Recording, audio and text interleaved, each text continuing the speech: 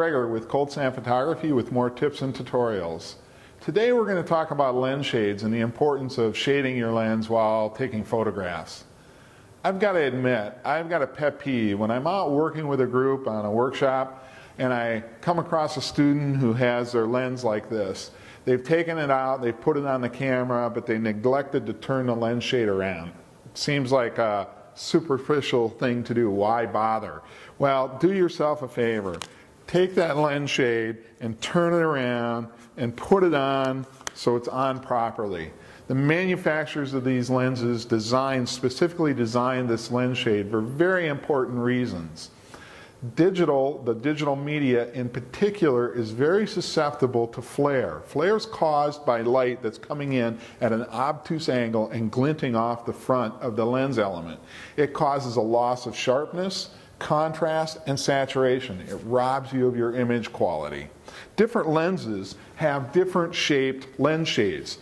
In particular, on the upper end lenses, the lens shade is designed specifically to the lens coverage. Wide angle lenses in particular have a very scalloped look to the lens shade, and they tend to be flared out a little bit more. The reason for these scallops is so that when you zoom out to a wide angle, it doesn't vignette the corners of your lens. A vignette is where the corner is darker. It's caused by where you're actually picking up the edge of something like a lens shade, or it can come from a filter as well, or some other reason. It might be your hand if it gets in the way or something like that. But a vignette's caused by having the improper lens shade on there. What about those situations where you can't get a lens shade on the lens? You might have an arrangement like this with a split neutral density filter or some other filter which doesn't allow the lens shade to fit on the front of the lens. What do you do in that situation? Well, you're carrying around two very effective and excellent lens shades with you all the time, your hands.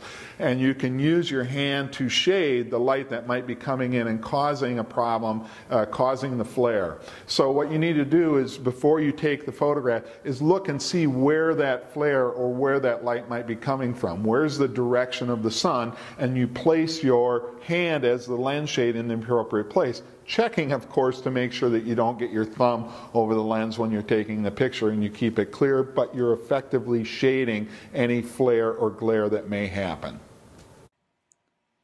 Here we have an image that was made without a lens shade on, and here we have the exact same image, exact same exposure with a lens shade on. Neither image has been post-processed at all.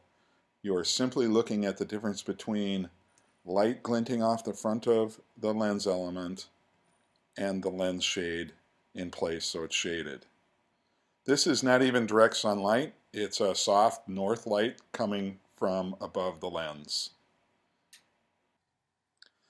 Well, I hope this information has been helpful. There are many more examples that I could show you regarding how the image is degraded by stray light that comes in. This one simple tip, use your lens shade or make sure you shade your lens, will help your photography.